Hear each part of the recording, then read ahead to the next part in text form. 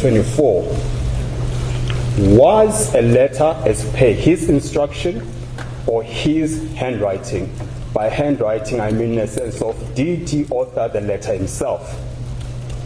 Our submission is there is enough evidence on the papers to suggest that Ms. Duduzile Zuma Sambudla authored that letter without authorization of my client. We will persuade you using the papers as to why you must agree with us on that score.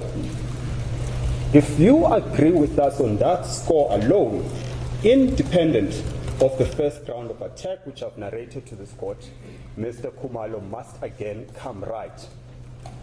In the alternative, you could view both arguments in conjunction and then make your conclusion. Ultimately, what my client seeks is to be reinstated as a party president, directing IEC to reinstate him as a party president.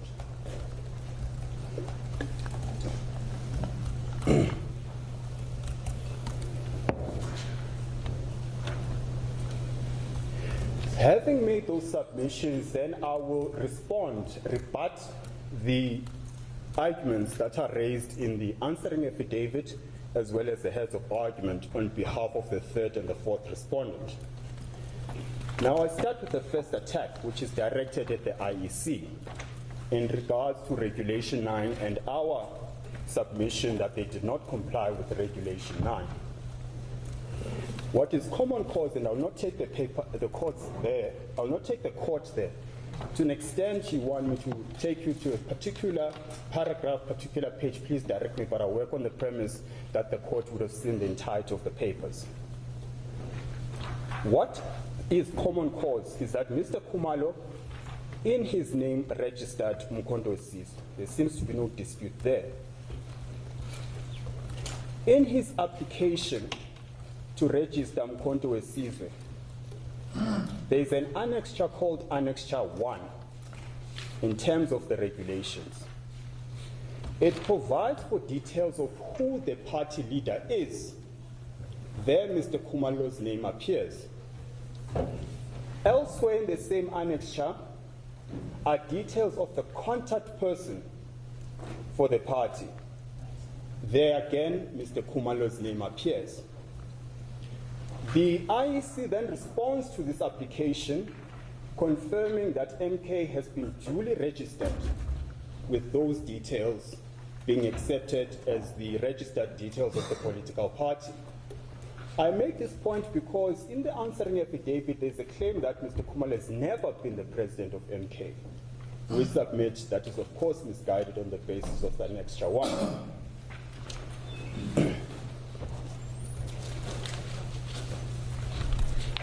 The real dispute then is whether Mr. Khumalo was properly removed as the party president.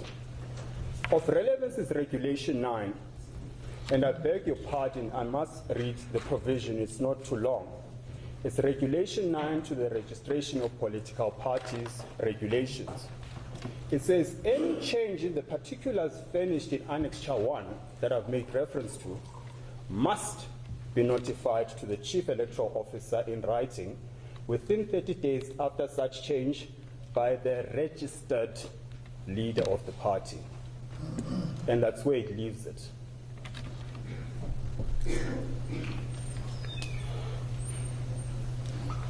What I must bring to this court's attention is the older iteration of this provision, which provided that it's the party leader or any other authorized person who may effect such a change. That has been amended in 2021 to do away with any authorized person. That is key, as I will submit shortly. Suffice for the moment to make the point that on the cold reading of Regulation 9, only Mr. Khumalo could have effected that change. Not anyone, certainly not Ms. Zuma Sambudla.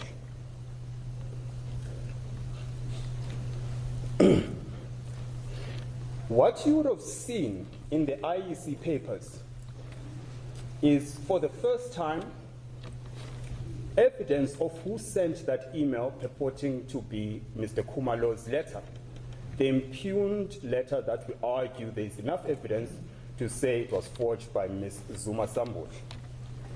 In that email, you can see that Ms. Sambudla herself sent that email to IEC, not Mr. Khumalo.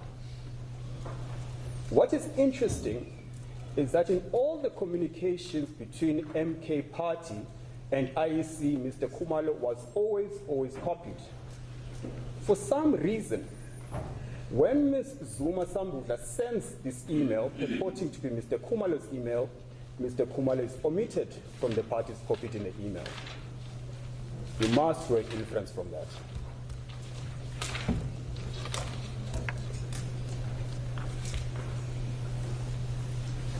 What you'll also see in the annexures provided by the IEC, the IEC asked Mr. Khumalo, do you intend to change the party leader?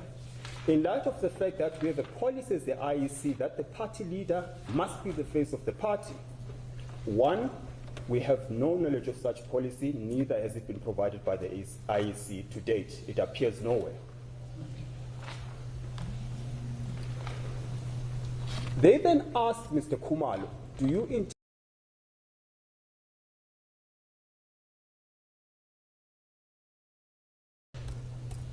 which is also in their papers, in the email trails to the IEC papers, where they themselves, being the IEC, record that Mr. Khumalo, and this is a letter they write to Mr. Khumalo and other members of the IEC, they say, Mr. Khumalo, this is paragraph 6 of that email. The letter from the IEC to Mr. Khumalo communicated that he does not wish to change the party leader. The IEC itself says that. They say Mr. Khumalo said over a telephone call he does not wish to change the leader of MK Party. It further at paragraph 9 wrote that Mr. Khumalo had not confirmed to the IEC that he wants to effect that change. The consequence of that in the same email is drawn by the IEC, which is, in which case then, on the ballot paper will not have a face of a leader, but your logo. That will be the consequence of you not confirming that you are changing the party leader to the face of Mr. Zuma.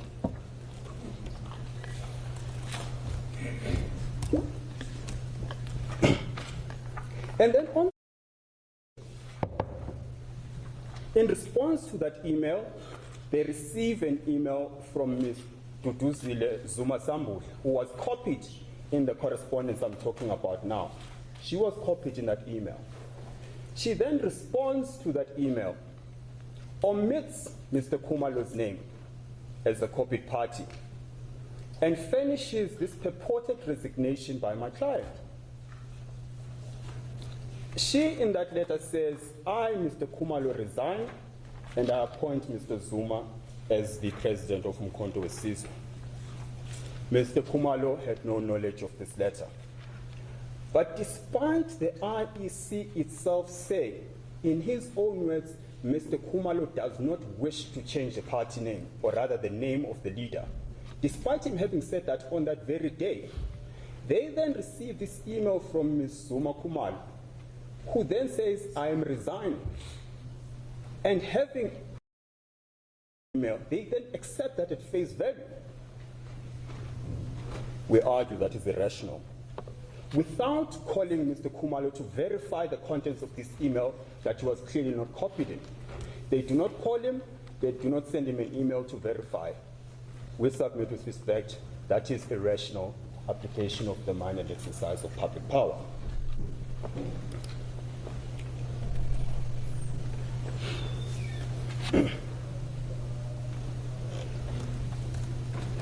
And I think it is a moment, because one could argue conceptually it was an oversight on her part.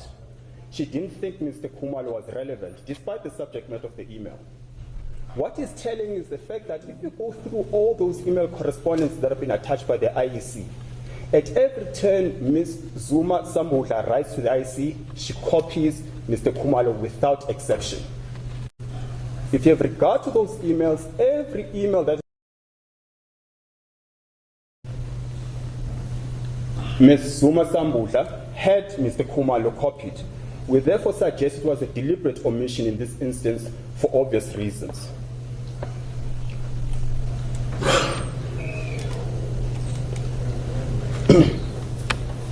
We then say, in light of the fact that the IEC knows that Ms. Zuma Sambudla is not the leader of the party, they should not have accepted her communication because that is in violation of Regulation 9. And we say this is very important because even if there was no amendment, which you say it was there, she is not even the contact person. The contact person is as reflected in Annexure 1, or any other authorized person. Only Mr. Khumalo is. So under no construction did Ms. Zuma Sambudla, at least as a matter of law, have authority to request that change.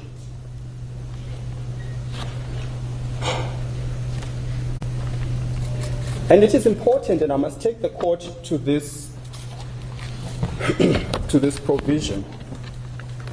It explains why there was an amendment to begin with. Why it is so important that the only person who can effect the change is a party leader.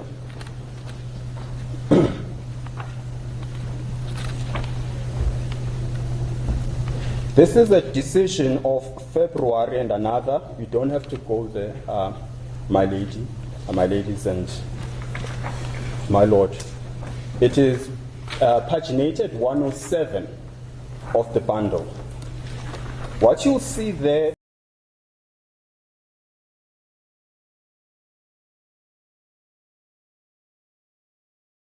so if you could go to pages 62 and 63 in an attempt to show you the discrepancies that on the paper show that the letter was forged.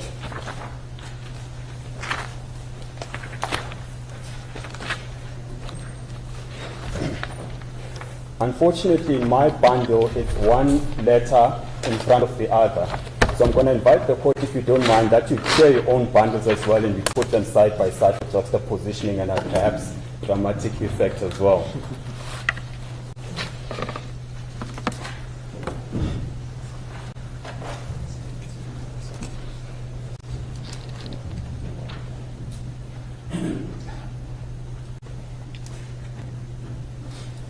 If the court is with me, I'll proceed.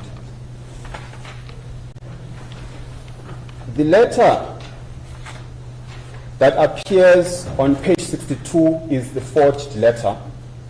It's the letter that was sent by Ms. Zuma to the IEC. It is dated 9 April. The letter on page 63 is a letter that was in fact written by Mr. Khumalo, directing the IEC to have the face of Mr. Zuma on the ballot paper and to have him as a presidential candidate and nothing more. Both these letters are written on the same day, and that is crucial for reasons I'll show shortly.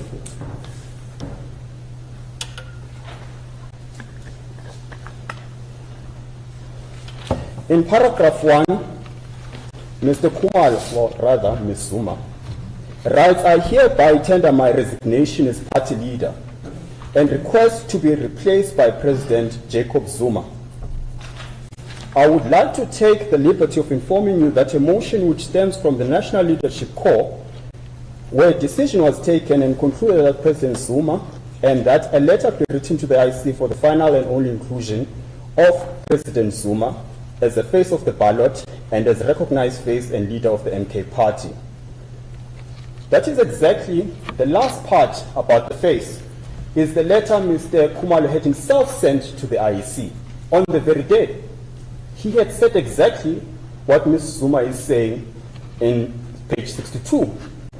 Why would he then say the same thing twice in different letters? Why would he do that? An inference must be drawn. Why would he say, I limit my instruction to IEC to just change the face and confirm the presidential candidate? At the very same day, he says something completely different.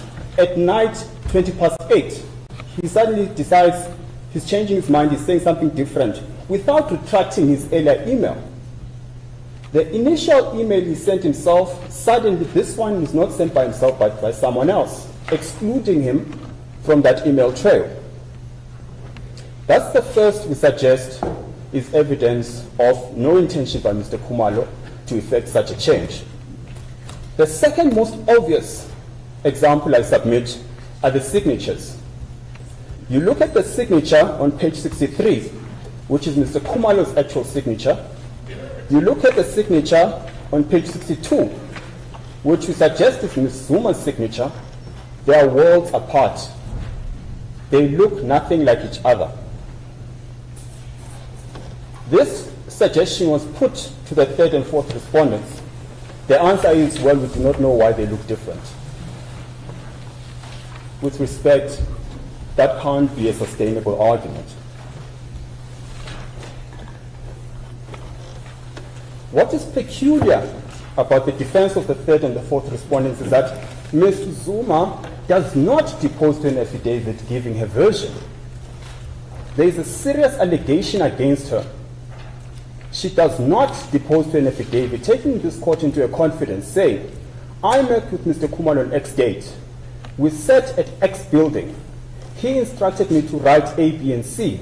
He then attached his signature and then instructed me to send the email. She doesn't say any of that. Who gives a version? Their attorney. He has no personal facts, personal knowledge of the facts. On what basis then does he give a version of what happened factually? Is he saying Ms. Zuma told me, and now I'm telling you, court, that's what Ms. Zuma told me, and now there's a confirmatory affidavit confirming that she told me? That's the essence of the defense. Mr. Zungu simply has no personal knowledge. And a gauntlet was thrown at Ms. Zuma to respond to these allegations. She does nothing of the sort, simply to confirm the contents of Mr. Zungu's affidavit, which contains no material facts in his personal knowledge, by the way. He has no personal knowledge of the emails, there's no personal knowledge of the engagements with the IEC, yet he gives a version about all these factual accounts. With self-respect, the court must draw an inference from that. We have been challenged to say, well, why didn't you take this to trial? They're disputes of fact. Well, with respect, they're not disputes of facts that can't be resolved on paper. We are showing you now that it is quite blatant that this was not the intention of Mr. Khumalo. It was a misrepresentation of his position. And we submit you will be able to deduce that from just the arguments I'm giving you. So the first one I've said, the signatures look nothing alike. The second reason we suggest that you should be able to conclude that they were not written by the same person are the logos themselves, the headers on each of the letters. They look nothing like each other. The one is an official one, which was Mr. Khumalo's letter. The other is a download from an internet, which is in Ms. Zuma's letter. You look at the top of the letter themselves. Mr. Khumalo always includes the address and the contact details of the person who authored the letter. In the other letter, there's no such information. It was omitted. Who should be called to confirm these details was omitted from that letter. You look at the formatting of the letters. The one is more inclined to left align the dates, the other justifies the email, or rather the dates. You look at the structure of the heading of the letters. They are formatted differently, one with an underline, the other without. Rather unfortunately, Mr. Khumalo chooses not to address people as dear sir or ma'am. He just gets to the meat of the matter. So he omits addressing the recipient. Ms. Zuma addresses one as dear sir. Ms. Zuma puts bullets on her paragraphs, Mr. Khumalo does not. And then finally, the signature block are also different. What we're suggesting to you is these cannot be letters written by the same person.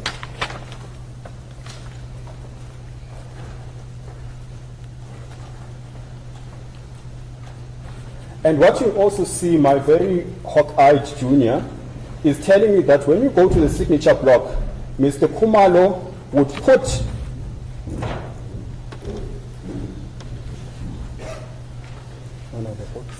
If I could turn my back on the court, sir, I'm just trying to understand what he's telling me.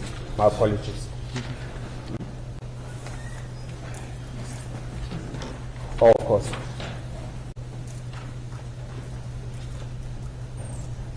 Ms. Zuma addresses Mr. Khumalo in the signature block as commander, when in fact Mr. Khumalo himself refers to himself as the president of MK. Those are the differences in the signature blocks. The point we're simply trying to make is these are letters not authored by the same person. And there is a reason when this letter was sent to the IEC, Mr. Khumalo was omitted. We then say, on the basis of the entirety of this evidence, you must reach a conclusion on the Plascon-Evans rule that our version is not so far-fetched or untenable that a mere denial, not even by Ms. Zuma but by her attorney, should suffice as a defense. We respectfully submit. If I could then conclude on this aspect by saying this.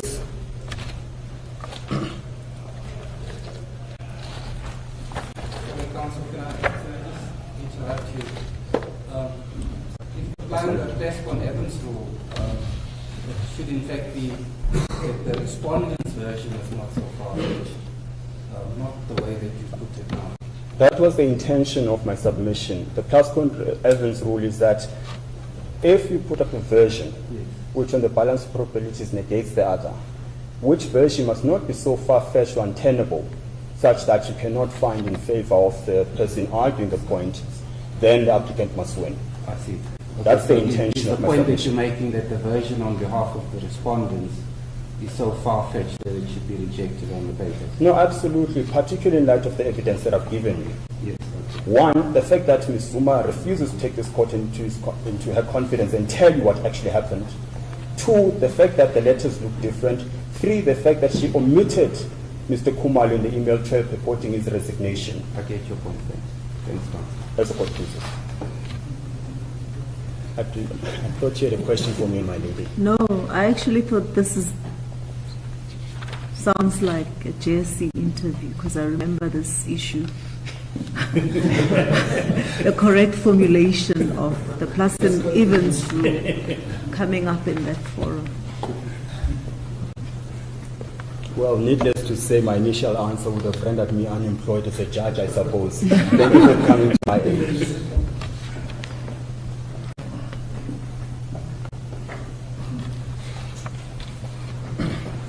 The Commission itself, with respect, accepts, and I do not want to belabor the point, but if you have reference to page 107, they themselves accept that only a party leader can make that change. I want to conclude by saying, at least on the merits,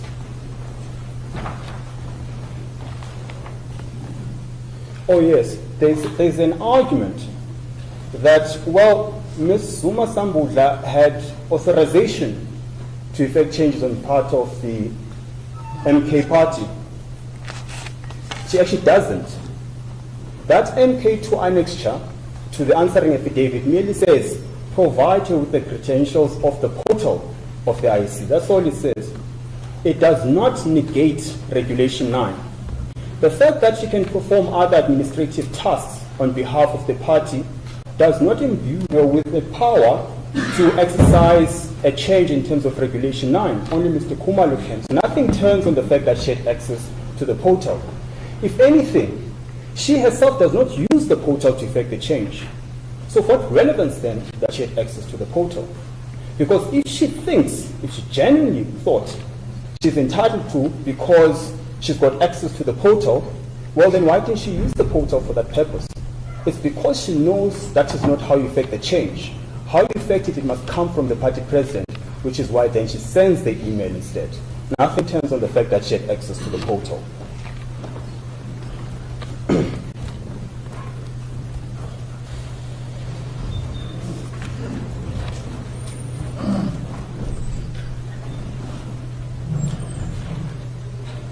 I'm just trying to skip through the arguments because I would have dealt with them, and I'm pretty sure the court has satisfied itself, at least read the paper, so I do not want to belabor the points. I'm just skipping through my argument, if you could just indulge me.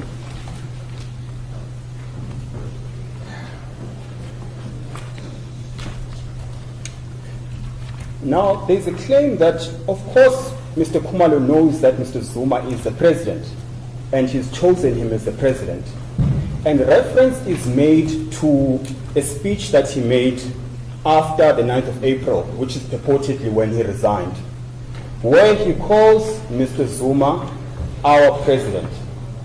We do not dispute that he called him that. But what we are not being told is that that is what he's always called him, even before 9 April.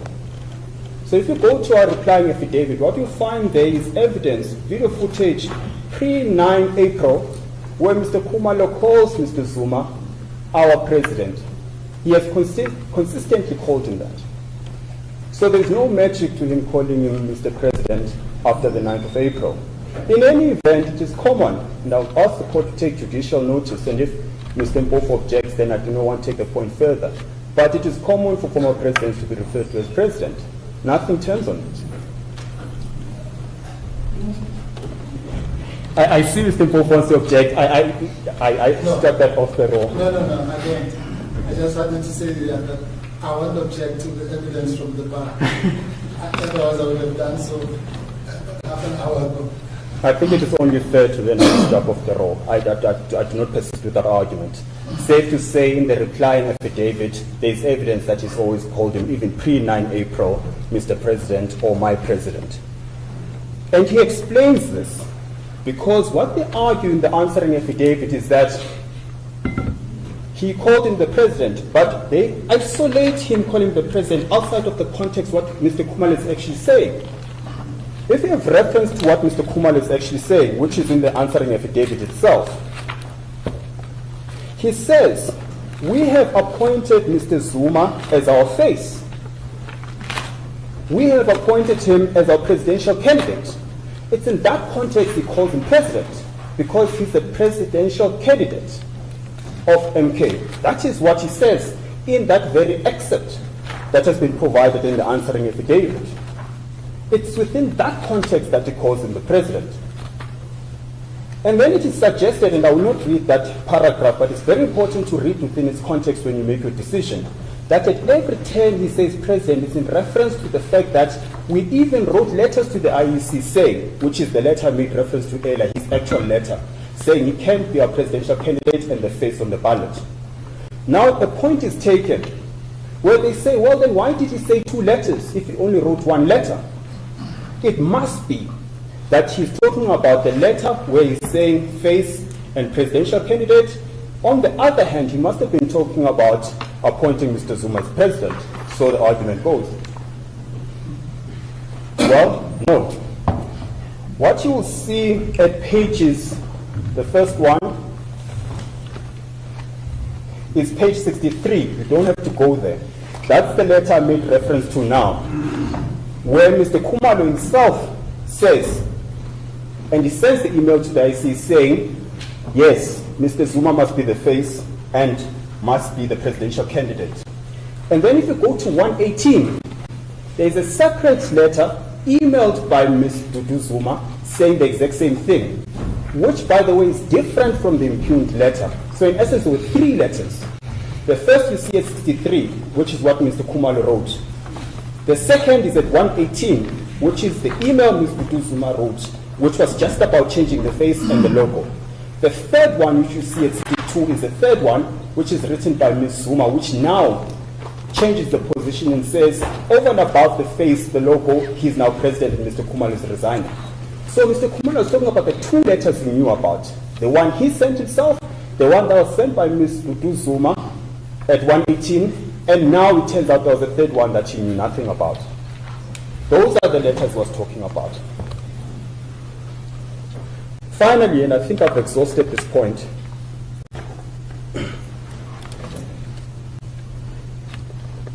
I want to deal very briefly with the issues that were raised as preliminary points. I've dealt with why Mr. Khumalo called Mr. Zuma president. Then let's deal with the issue of jurisdiction. There's an argument that this court has no jurisdiction we'll really not get into that. I don't want to belabor that point. It should be self-evident that it's an unsustainable argument. And the argument is that, well, Section 19 of the Constitution is not implicated.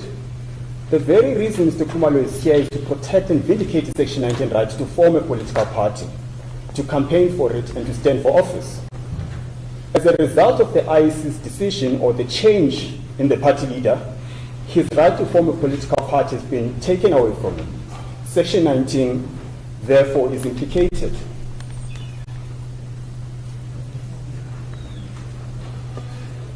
Secondly,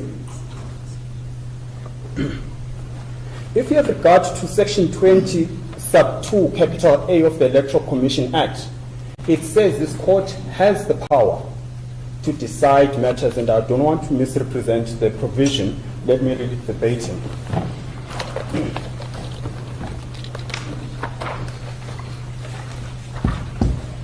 If you could just bear with me again. The essence of the, it's in the, thank you so much, Mitch, appreciate it.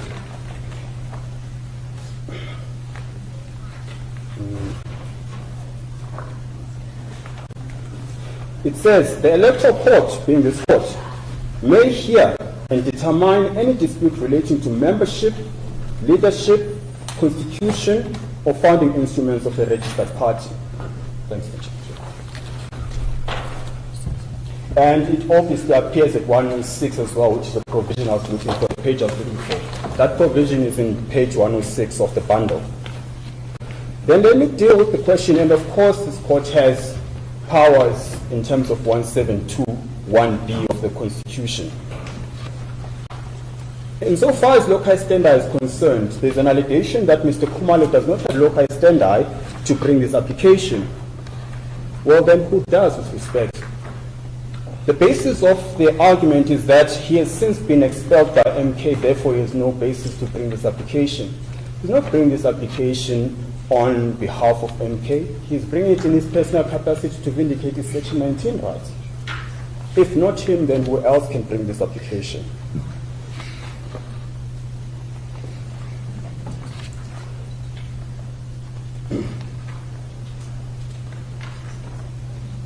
And what is interesting, let me make this point quickly, that when Mr. Khumalo involved, or it is attempted to the great displeasure of Deputy Chief Justice Meyer, when he attempted to address the court on these issues, he deposed to an affidavit where he says Mr. Zuma is legitimately the president of MK, and made the arguments that we're making here in his answering affidavit, in his affidavit.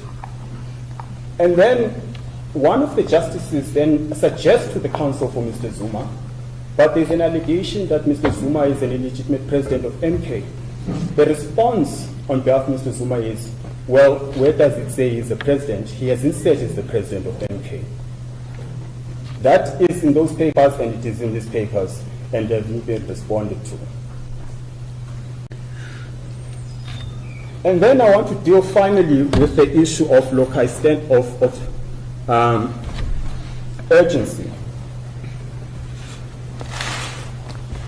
Mr. Khumalo wrote a letter when we found out that Mr. Zuma, well, someone had changed the party leader. On 5 May, he writes to the IEC saying that is not the correct position. The IEC writes back to him on the 7th of May. Without any evidence of what happened, without any explanation to him, they put up a public statement, will not engage in internal party politics. The president is Mr. Zuma as of the 10th of April. Therefore, we will leave it at that. That's what they say publicly on the 7th of May. Without any explanation to Mr. Khumalo as to how this comes about. Because everything we now know to have happened was as a result of the IEC deposing to an affidavit, now giving us the evidence of what actually happened. Mr. Khumalo again wrote to the IEC saying, now I've even expelled Mr. Zuma because illegitimately is president. I'm the legitimate president. Effect the change to reinstate me as president. They again refuse. He then goes to the Constitutional Court instead of coming to this forum. Why? because it dealt with the subject matter which is before this court. That could have been resolved by that court at that stage. Because he brought the same, it is convenient and it was proper that he does not deal with this matter in piecemeal fashion. It was convenient for him to be part of those proceedings. But fortunately, unfortunately, Mr. Zuma did not take the point further, safe to say I've never claimed to be president. And I suppose that's the reason why there was no resolution to it. But ultimately, he took that step, rightfully or wrongly, to go to the Constitutional Court. When that does not give him any joy, he then applies to this court. And this matter was said to be, well, according to the notice of motion that was issued by Mr. Khumalo, it ought to have been heard at least 2 weeks prior to the elections. And then there is no timeous response by Mr. Zuma and the other respondents by the due date of the answering affidavit as per the notice.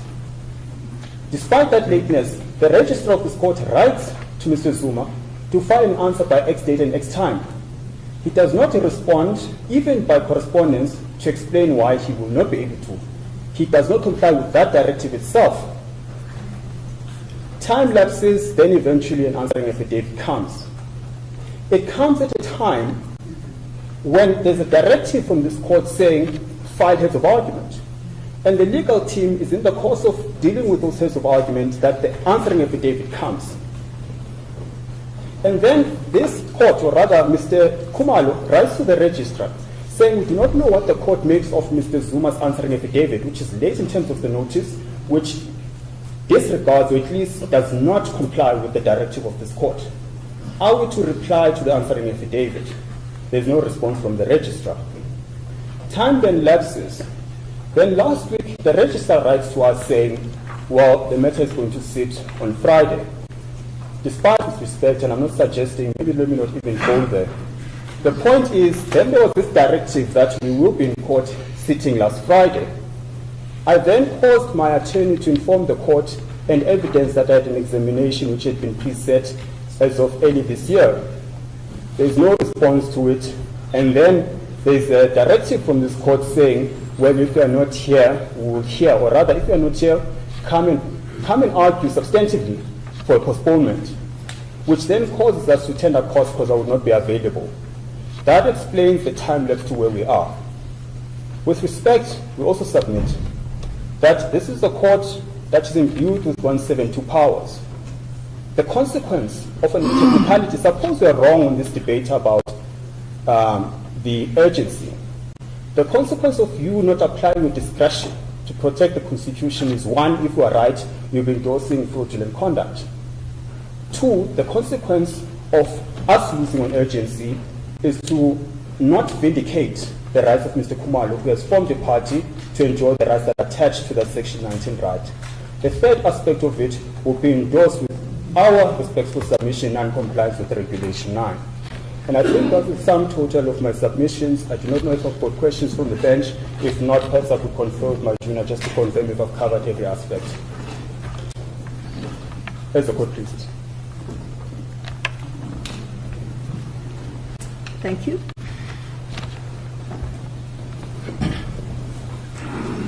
Thank you, Justices.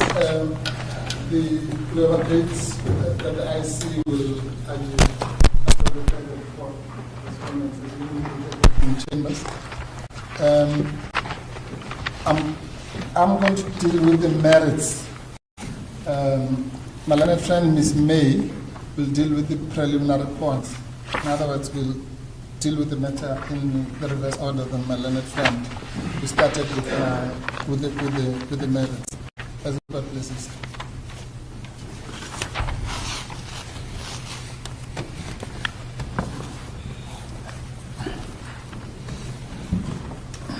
As it pleases the court, my ladies, my lord, on behalf of the third and fourth respondents, we'll be raising 4 preliminary issues that should be dispositive of this matter, and an additional preliminary issue with regards to the late filing of the applicant's replying affidavit.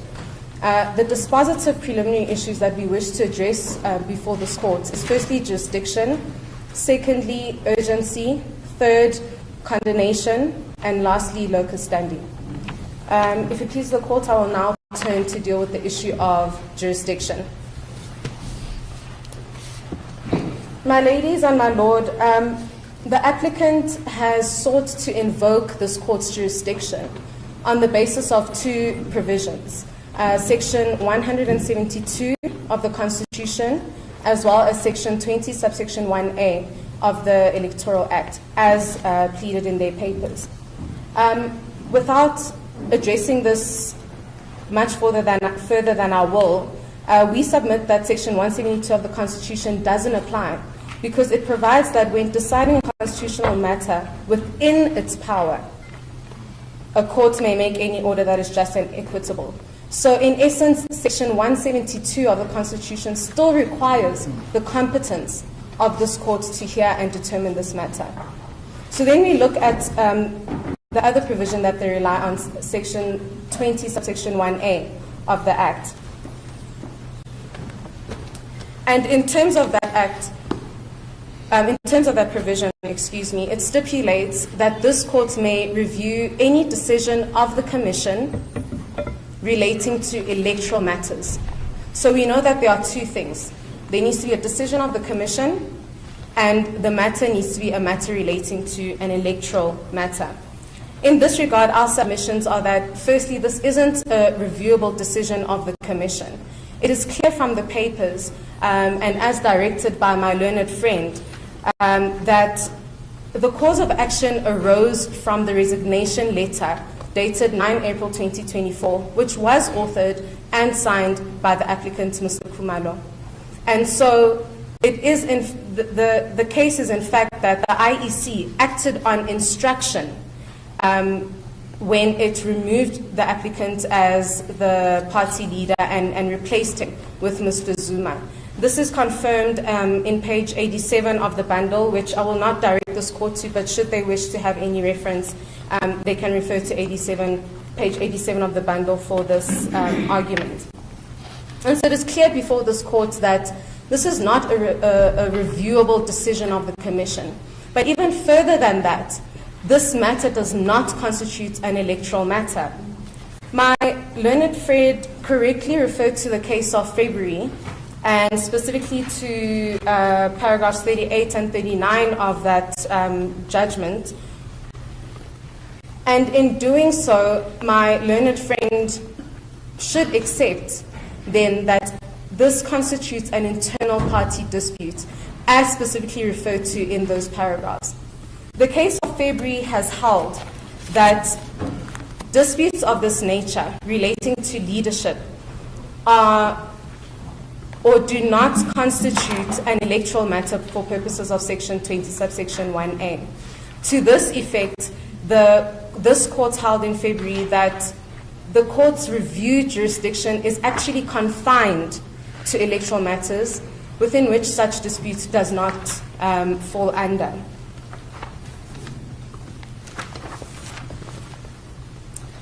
My ladies and my lord, in this regard, we submit that our learned friend is correct in stating that they ought to have then sought or invoked this court's jurisdiction by virtue of Section 20, subsection 2, cap A of the Electoral Commission Act. We accept that. However, on the basis of the pleadings, the applicant has sought to invoke this court's jurisdiction on the basis of Section 20, subsection 1A, and Section 172 of the Constitution. By virtue of the cases of Gaba, Chira, My Vote Counts, as several examples, it has been held that with regards to jurisdiction must be determined on the pleadings. And so by virtue of that fact, by virtue of the fact that on their pleaded case, they rely on provisions other than Section 20, subsection 2, cap A, this court does not have the jurisdiction to hear this matter. That is simply the issue of jurisdiction, my ladies and my lord. And if there are no further questions, then I will address the issue of urgency.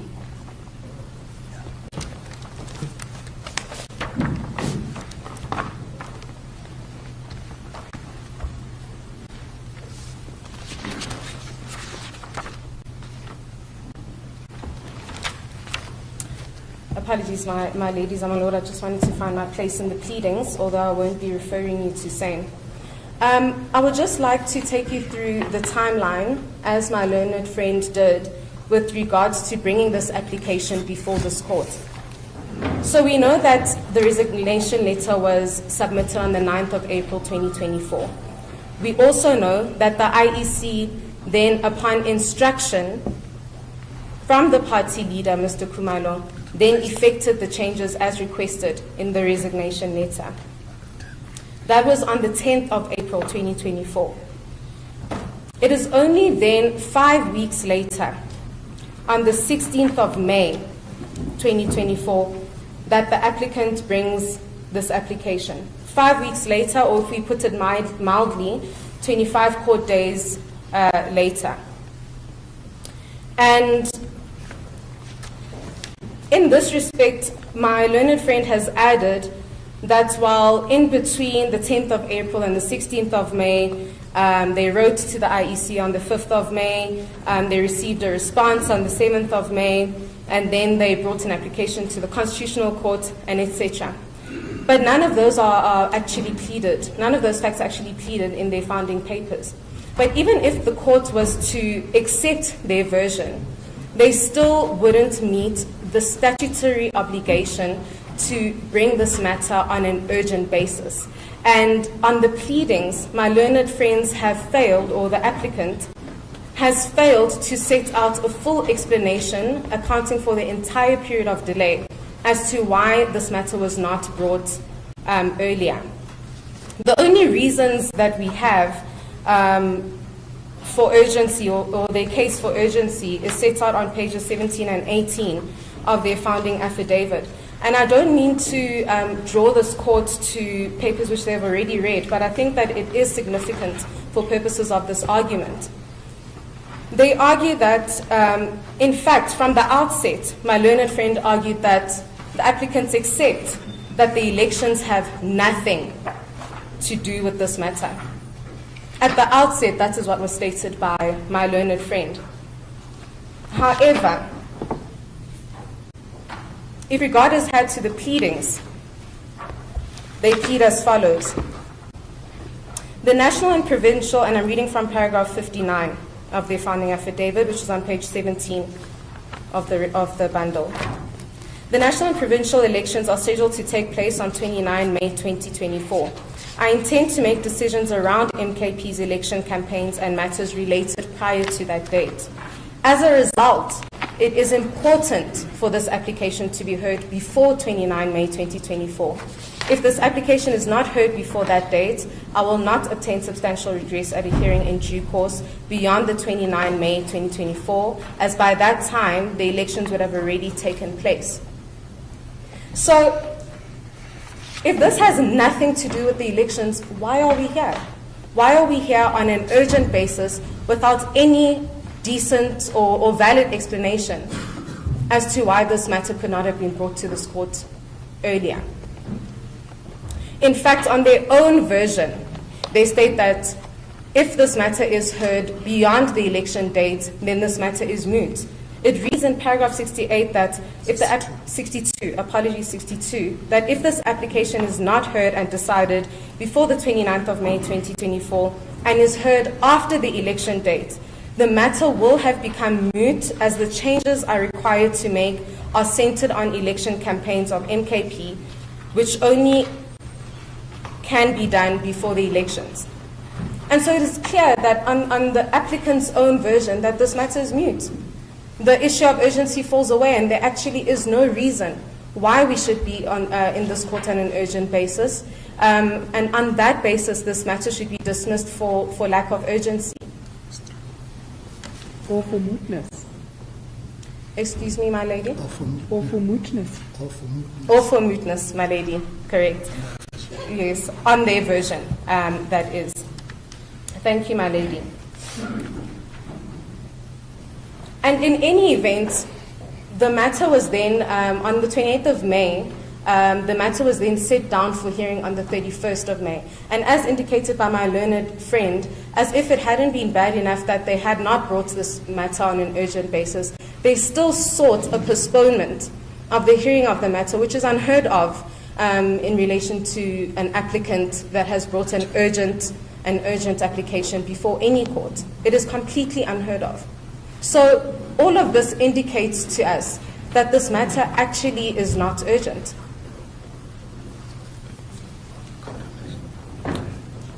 By virtue of the fact that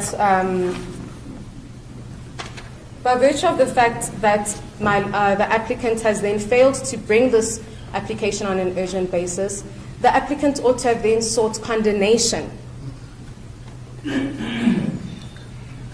for not complying with the rules of this court.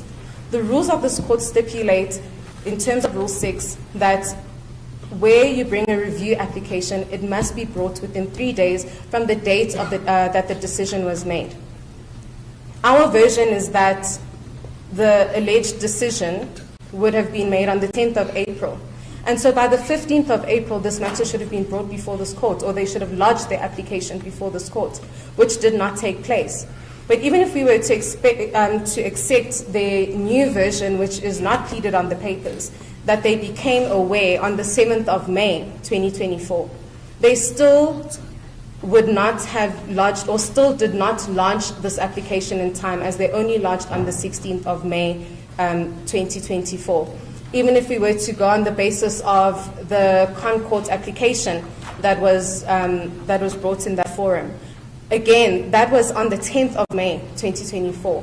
And so bringing this application within the 3-day requirement still makes them fall outside of, the fact that they brought this application on the 16th of April still means that they fall outside the 3-day requirement set out in Rule 6. And in this regard, Rule 10 of the rules is very clear when it comes to the failure to comply with the rules or with the directives of this court. It simply states that where there is failure to comply with the rules or directives of this court, such parties shall be ipso facto barred unless good cause is shown to this honorable court. And we submit that good cause has not been shown by the applicant. Good cause has not been demonstrated to this court, nor has a full explanation seeking this court's indulgence for the late institution of this application is before this court. Yeah, and on that basis, we submit that by virtue of the fact that there is no condemnation application, there is no compliance with the rules, this matter should be dismissed. My ladies, if I may just check with my learned, with my senior, if there's anything else you'd like me to address before I move on to the issue of locus standi.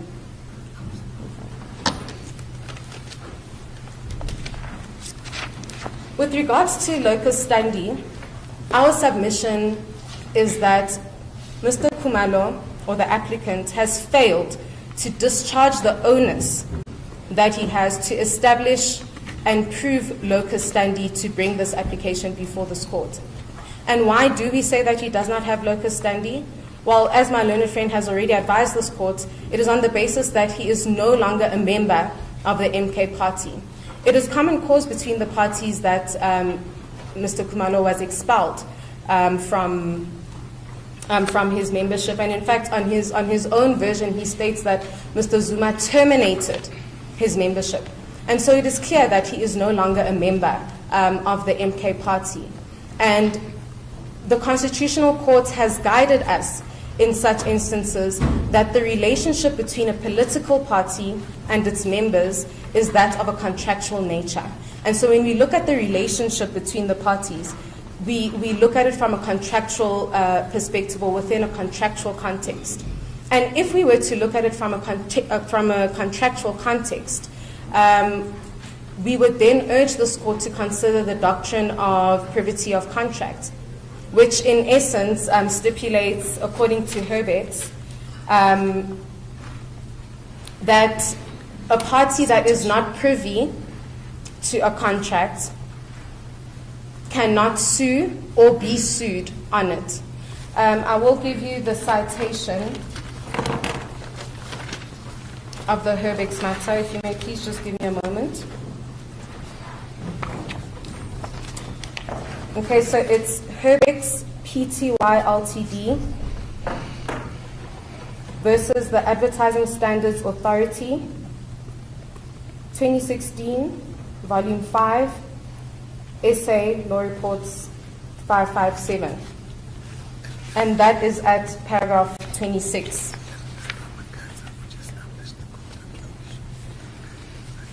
And then with regards to the matter of Ramakatsa that I referred to earlier,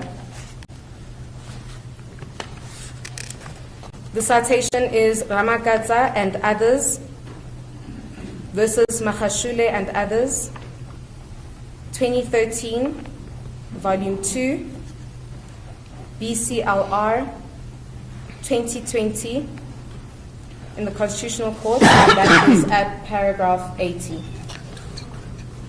Did you say 80? Excuse Paragraph me? 80. Yes, paragraph 80. Sorry, I missed the page number, Ms. May. Oh, sorry, that was an error on my part. I've got 2013 to Yes. BCLR. Yes, so it is 2013, Volume 2, BCLR. And then, if I may please just confirm the page number for you later, because it is a typo on my part, and I don't want to give you the incorrect one. You gave us 2020. Yes. Yes, I gave you 2020. Apologies, my lady. So, just to reiterate, it's Ramakatsa and others versus Mahashule and others, 2013, Volume 2, BCLR. I will confirm the page number in the Constitutional Court at paragraph 80. Thank you. And the principle you are drawing us to from that case is? So, with regards to Ramakatsa, the principle is that the relationship that exists between a political party and its members is that of a contractual relationship. On that basis, we then urge this court to consider the doctrine of privity of contract, which is then referred to in the matter of Herbex, where it was stated in that case, or rather they referred to Christie, and stated that in essence the principle of the doctrine of privity of contract is that a party who is not privy to a contract cannot sue or be sued on it. It's page 202. 202. Okay. Thank you, my lady. Okay, so it's page 202 for the case of Ramakatsa.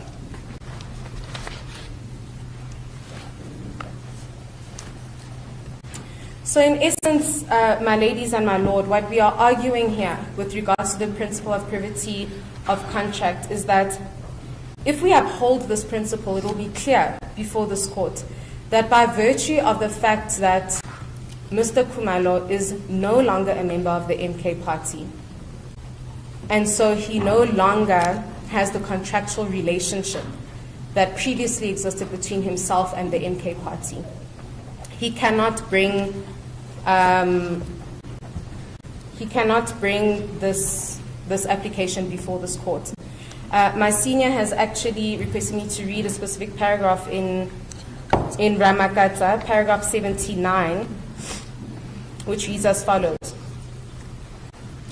Before demonstrating that some of the irregularities raised were established, it is necessary to outline the nature of the legal relationship that arises from membership of the ANC. At common law, a voluntary association like the ANC is taken to have been created by agreement, as it is not a body established by statute. The ANC's constitution, together with the audit guidelines and any other rules, collectively constitute the terms of the agreement entered into it by its members. Thus, the relationship between the party and its members is contractual.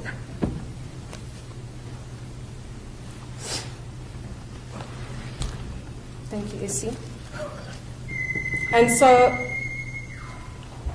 And so it is simply on that basis that we submit that the applicant does not have the locus standi to bring this application before this court. And such principle with regards to the privity of a contract must prevail. The authority for that is the case of Structure Group. Structure is spelled S-T-R-U-C-T-R-A Group, Pty Ltd versus Van Niekerk and others.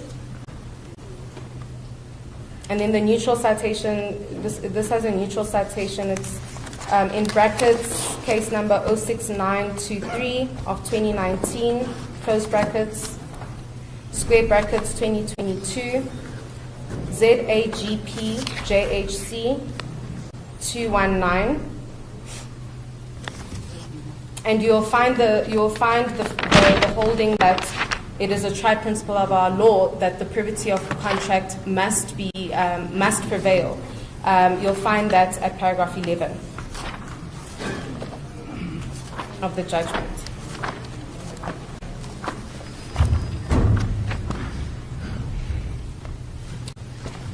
It is for these reasons, my lord and my ladies, that we submit that the applicant does not have locus standi. Now, with regards to the final issue, I've concluded my preliminary objections insofar as they are dispositive of this matter. But with regards to the final issue being the late filing of the replying affidavit, again, I briefly just want to take you through a timeline of events, or the chronology of events. So on the 20th of May, the third and fourth respondents filed their answering affidavit. On the 21st of May, that's when the answering affidavit was due, on the 20th of May. The respondents then filed their answering affidavit on the 21st of May, and they sought condonation for the late filing thereof. On the 22nd of May, the applicant then delivers their heads of argument, despite the fact that there was a direction from this court to file it on the 21st of May. On the 23rd of May, the respondents, the third and fourth respondents, then deliver their heads of argument. And then according to the applicant, on the 24th of May, they request directives for filing their reply. And according to their version, they did not receive a response from the registrar. Then the 25th, the 26th, the 27th, the 28th pass, nothing happens. On the 28th, the matter is set down for hearing on the 31st of May. On the 29th, we have the elections. And on the 30th, they then request a postponement for the hearing of this matter. And then on the 31st of May, on the day that this matter actually ought to have been heard, on the day that it was initially set down for hearing, they then file their replying affidavit.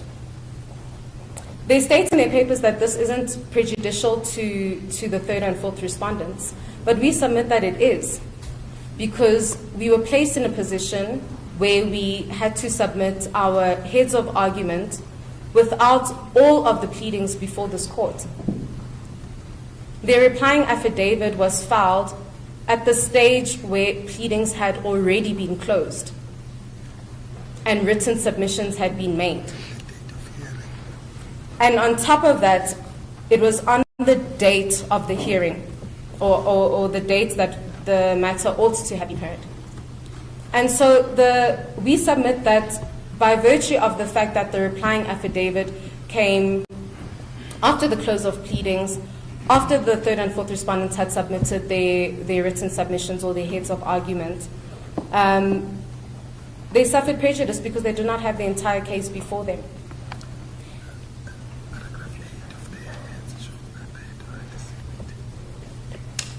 And it is clear from their heads of argument in paragraph 8 of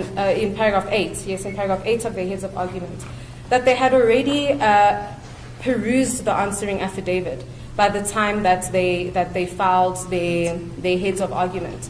And so they actually were in a position where they could have actually filed their replying affidavit first and then their heads of argument. But they failed to do so. And then they seek condemnation, briefly seek condemnation for the late filing of the replying affidavit. But we submit that this application for condemnation, for lack of a better word, cannot sustain. Because in paragraph 5, apologies, my hand is slightly compromised. At paragraph 5, they simply state that I seek condemnation of my replying affidavit as I find it is important that I reply to the third and fourth respondents' answering affidavit.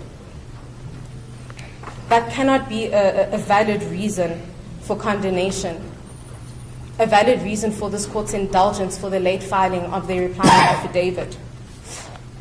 And again, in terms of Rule 10, it's clear then that no good cause has been shown. And by virtue of their failure to comply with the rules or the directives of this court, they should be ipso facto barred from filing this affidavit.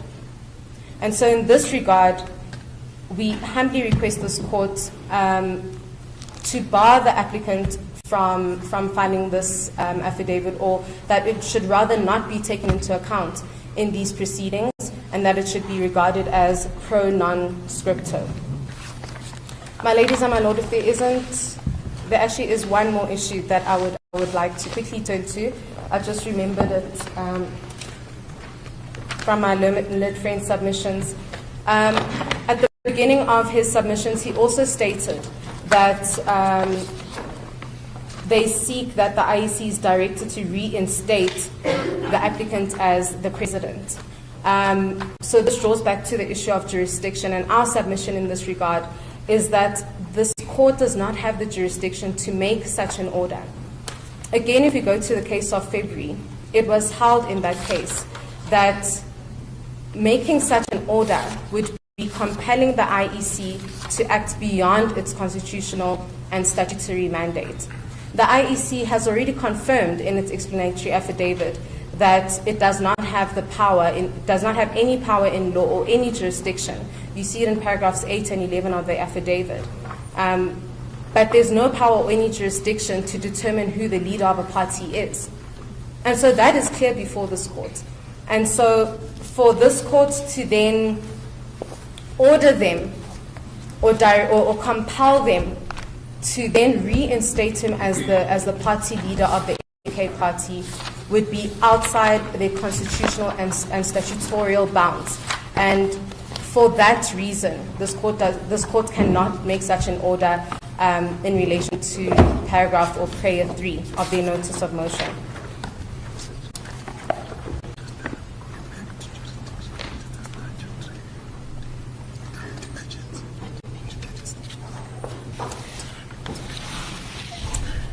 And then, my ladies and my lord, just to confirm again with regards to urgency, we are stating that firstly, there was a statutory obligation by virtue of section 20 subsection 1b of the Act to bring this matter on an urgent basis.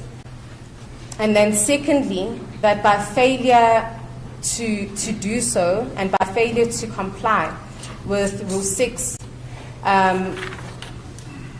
the applicant ought to have then sought condemnation. And by virtue of the fact that he didn't, this application falls to be dismissed. Those are our submissions in respect of the preliminary objections, my ladies and my lord. I will now hand over to my senior counsel for the merits. Thank you. Mr. Mpofu, this is an opportune time to break for tea. Correct. We will be back at 22. 22. 22:12. As God pleases. The court adjourns.